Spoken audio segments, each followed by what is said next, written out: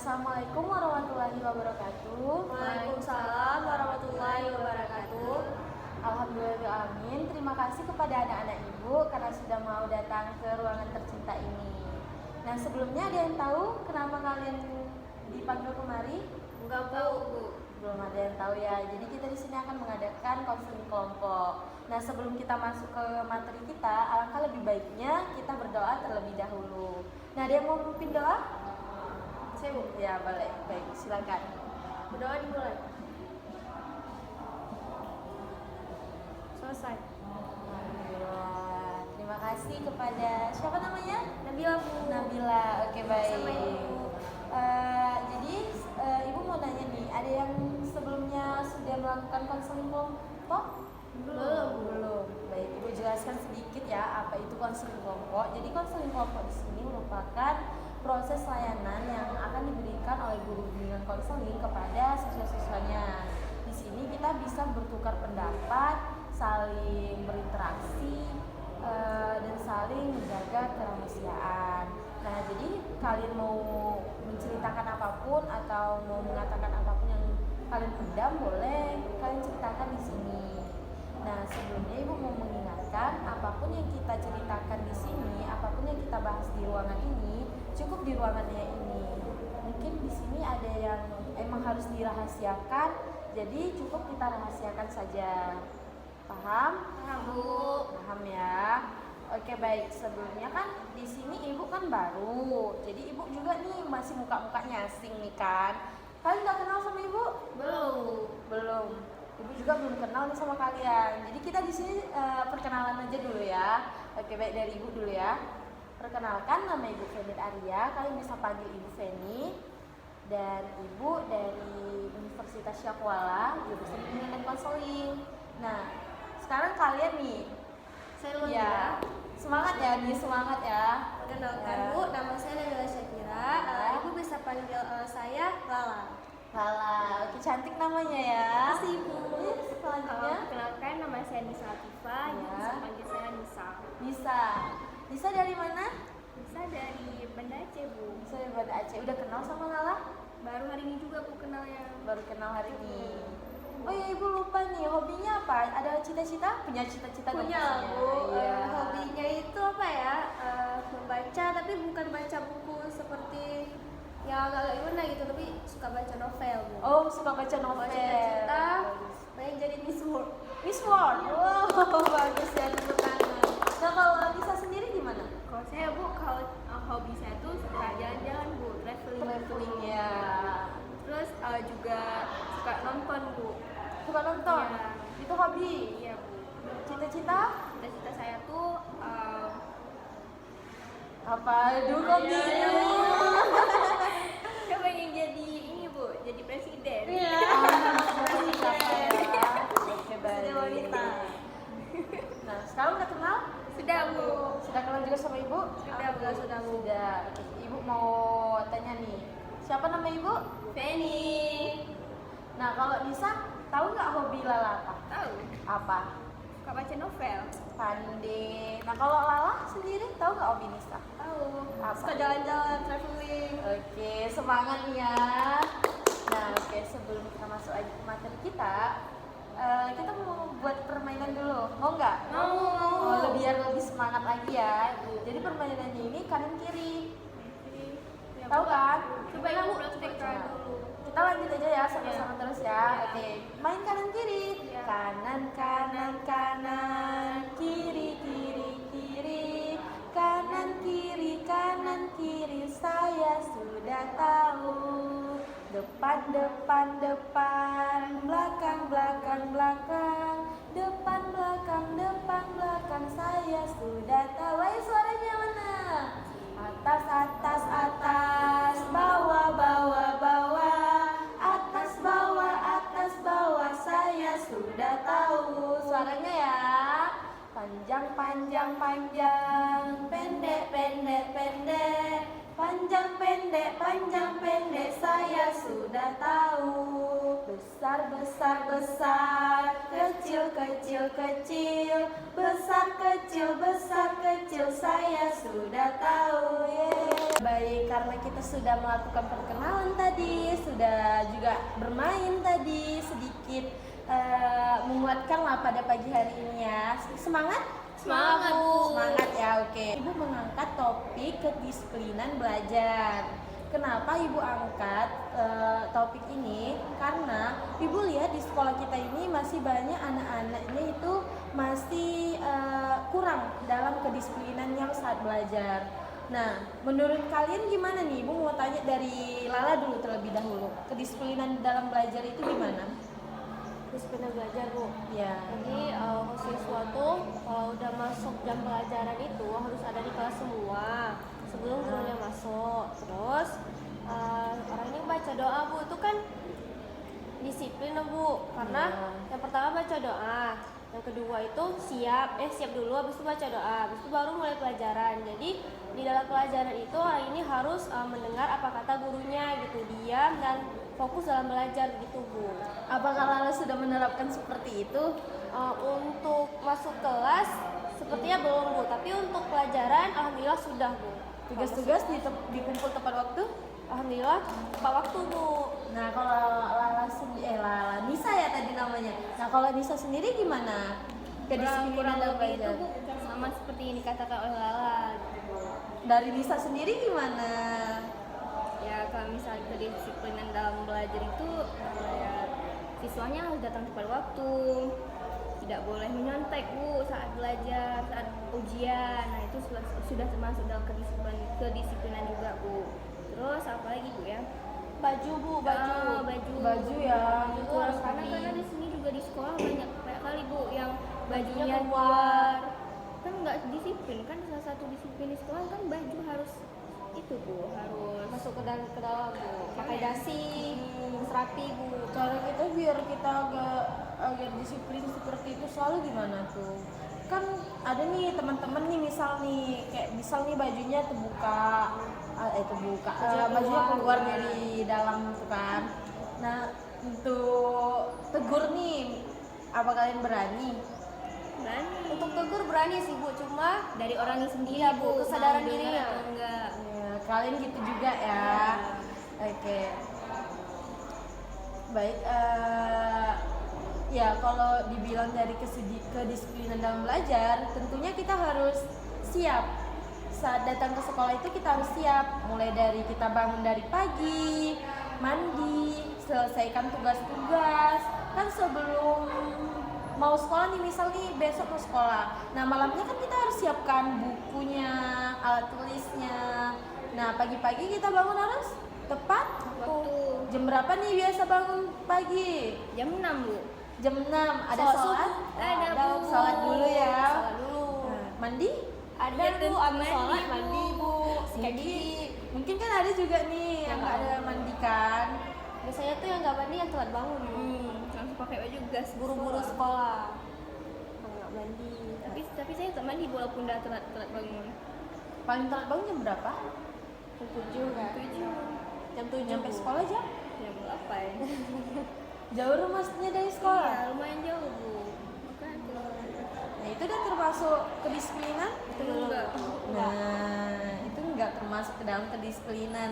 Seharusnya kita kan dari pagi tuh dari malam lah ya, dari malam kita udah siapkan buku, alat tulis, masukin dalam tas terus bangunnya jam 5, kalau bisa jam 5 pagi kita sholat. Habis itu kalau udah selesai sholat mungkin kayak kalian mau olahraga dulu biar sehat badannya kan, biar sehat badannya olahraga dulu, baru mandi, siap-siap langsung ke sekolah. Dia biasa nih siswa langsung ke sekolah atau kemana nih? Biasanya langsung ke sekolah, Bu, tapi pas sampai di sekolah ke kantin dulu, Bu. Itu Lala ya. Kalau Nisa gimana? Kalau Nisa, Bu, biasanya antar adik dulu, Bu. Antar adik di sekolah. Jadi lumayan lama, makanya telat di sekolah, Bu. Makanya Nisa sering telat ke sekolah karena harus antar adik dulu ya. Emang di rumah ada berapa orang? Adik ada 3. Adik ada 3. Ya. Yang bisa antar dua lagi diantar mama. Yang lain kakak nggak ada? Anak pertama. Oh, Nisa anak pertama. Jadi Nisa harus antar adik-adik dulu ya terlebih dahulu. Iya. Makanya telat ya. Makanya telat. Nah, rumah sekolah adik-adiknya jauh? Lumayan. Tapi juga ada yang salah, ada yang enggak. Jadi gimana tuh kalau bisa biar nggak telat ke sekolah, terus ngantar adik-adiknya juga tepat waktu, gimana tuh cara Nisa? Caranya harus bangun lebih cepet. Itu Udah lebih- diterapkan? Belum. Mau diterapkan? Mau. Gimana? Gimana caranya ngelakuin? Caranya kalau pagi-pagi tuh harus bangun cepet kayak Bu Feni bilang tadi, bangun jam 5 gitu, sholat dulu. Terus nanti berangkatnya jam-jam setengah 7 udah berangkat. Jadi pas ke sekolahnya nggak telat lagi. Kalau dari Lala sendiri gimana? Gimana Bu? Apanya itu Bu? Menurut Lala kedisiplinan dalam belajar yang Lala lihat di sini dan Lala sendiri gimana? Kalau dari saya Bu ya, dari saya pribadi, kalau saya sudah menerapkan setengah kedisiplinan di sekolah ini Bu. Kurangnya saya itu Bu di datang cepat Bu. Kenapa bisa gitu? Karena saya telat bangun Bu. Saya bangun sholat subuh itu jam 6 Bu. Nggak kayak Bu bilang jam 5, saya bangunnya jam 6. Jadi habis itu Bu, saya lalai juga Bu. Kayak habis bangun, setelah sholat Bu, saya suka main HP dulu Bu itu. Jadi lamanya di situ. Berarti kena HP juga ya? Lalai. Lihat apa tuh di HP? Biasanya Bu, pokoknya buka WA dulu, lihat grup, di grup ada apa gitu. Kita kan nggak tahu Bu, ini udah tidur malam Bu, tiba-tiba grup ada info gitu. Di situ habis itu suka buka-buka yang lain juga Bu, seperti TikTok. Suka TikTok ya? Iya Bu. Nah, jadi untuk menghindari seperti itu apa yang harus Lala lakukan? Seperti Bu tadi yang Ibu bilang, bangun jam 5, sholat subuh, olahraga. Kalau bisa HP-nya jangan lihat HP dulu. Gitu. Ini udah kelas berapa semua nih? Kelas Saya kelas berapa? 11. Iya Bu, kelas 11. Kami beda kelas Bu. Oh, beda kelas Iya. ya, makanya belum kenal tadi. Ya. Oke, baik. Sedikit merefleksi. Nah, jadi untuk kedepannya harus Disiplin. dengan cara Menghindari Hal-hal yang membuat kita lalai. apa? Oke, baik, di sini Ibu ada video, jadi kita nonton sama-sama dan nanti kalian bisa buat kesimpulan dari video ini apa aja ya. Nah, ini buat Lala, ini buat Nisa. Tulis nama ya sama kelasnya. Ibu. Oke. Sama-sama ya kita lihat videonya bareng-bareng. Janjian jam 3, Nah. datang jam 4, sekolah jam 7, bangun tidur jam setengah 7. Satu hal buruk yang konsisten dilakuin sama orang Indonesia adalah ngaret. Masuk lo juga nih, gue juga cukup yakin kalau lo pernah jadi ngaretan. Pernah nggak lo hobi ngaret nih? Nah, tapi apakah kebiasaan nggak disiplin kayak gini itu cuma ada di Indonesia aja? Well, enggak. Hal tersebut lumrah aja sebenarnya dilakuin sama semua manusia. Tapi padahal kalau kita pikir-pikir nih, padahal ngaret itu banyak banget dampak buruknya. Mulai dari satu nih, lo kehilangan waktu yang mungkin berharga banget. Lo jadi nggak dipercaya juga sama orang lain. Yang kedua dan yang ketiga, bisa aja lo jadi ketinggalan satu kesempatan yang berharga banget dalam hidup lo. Dan ternyata Nah, jadi itulah tadi butuhnya kedisiplinan. Kalau sekali kita tidak disiplin, misal nih ada janjian sama kawan atau ada janjian sama siapapun, janjiannya jam 7, dia udah nyampe jam 7, bagaimana nyampe nya jam 9 atau jam 10. Nah, jadi kan kayak gimana tuh ya, orang-orang malah berpikir ini orang ini nggak bisa nih. Menurut kalian gimana nih setelah menonton video yang tadi nih? Siapa dulu nih Bu? Dari Lala. Baik Bu, saya bukan. Itu tadi tentang Kedisiplinan Kedisiplinan. waktu jam. jadi yang pertama Bu, menurut saya itu agar kita bisa disiplin itu Bu, dari kesadaran diri sendiri Bu. Terus Ibu, kita juga pandai dalam memilih apa ya Bu ya, pandai dalam waktu. iya Bu, seperti itu Bu. Bisa gimana? Kalau Nisa Bu kan dari video itu bisa Nisa simpulkan yang pertama itu kita jangan ngaret Bu, jangan misal janjiannya jam 8 besok teman kita udah datang, kita baru siap jam 9, itu kan bisa merugikan kawan kita Bu, dia nunggu kita, terus kita lalai gitu masih ngaret di rumah masih pakai baju tapi dia udah nunggu, itu harus disiplin Bu di situ. Kawannya pasti marah kan. Iya. Iya, bilang jam 7, jam 8 siapnya kan. Biasanya tuh Bu suka berbohong Bu. OTW nih. Kamu di mana? Saya OTW padahal masih siap-siap Iya, gitu. iya, Bu. Itu namanya bohong. Malah saya pernah seperti itu. Pernah ngaret? Pernah, Bu. Gimana tuh respon kawan-kawannya? Tapi kawan-kawan bisa Bu ya marah-marah sih ya Bu, tapi ya karena kawan ya. diabaikan seperti itu. Malah gimana? Sama juga Bu seperti itu. Lama orang ini kesel bukan karena Lala suka bohong Bu. Ini di mana? Udah OTW beras lagi pakai baju gitu Bu. Jadi kedepannya harus lebih disiplin. Pak waktu. Oke. Kita lanjut ya videonya. Nonton nih Dampak sampai dampak ini habis. itu bisa diselesaikan kalau lo disiplin. Bayangin aja kalau misalnya lo disiplin, lo bisa lebih dipercaya sama orang lain, lo bisa maksimalin kesempatan di hidup lo, dan bahkan lo akan lebih dipercaya dan sayang sama diri lo sendiri. Nah, maka dari itu di video ini lo akan belajar gimana caranya ngebuat diri lo jadi lebih disiplin dan ngebuat diri lo jadi orang yang bisa dipercaya sama orang lain dan diri sendiri. Tonton aja sampai habis, akan berguna banget buat lo yang masih aja walaupun berapa video productivity yang 1% udah rilis masih belum bisa ngontrol kehidupan lo.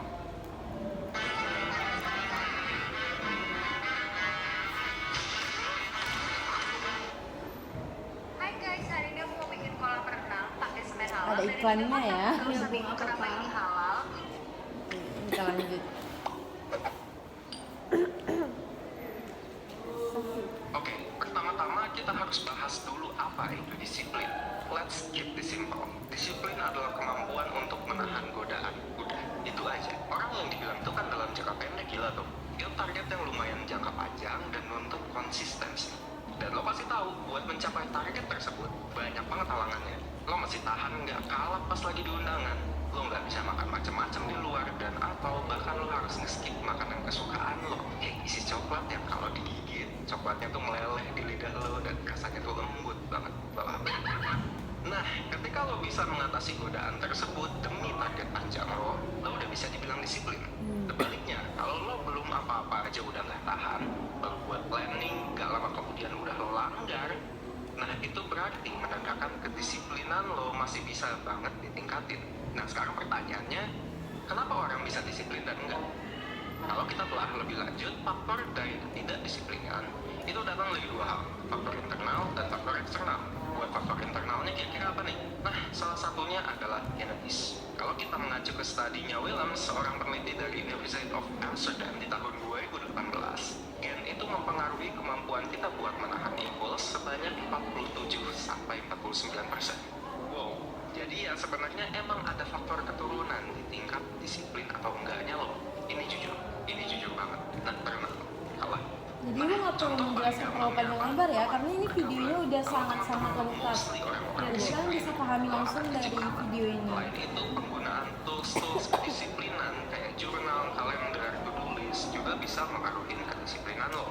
Waduh, kalau jalani hidup yang fokus, gua nggak akan bosan-bosan ngingetin lo satu hal. Hidup yang terfokus itu jauh lebih baik dibandingkan dengan hidup penuh distraksi. Ketika lo masih sering tergoda sama hal-hal yang nggak penting, sama kenikmatan sesaat, berarti salah satu kemungkinannya lo nggak tahu aja apa yang penting di dalam hidup lo.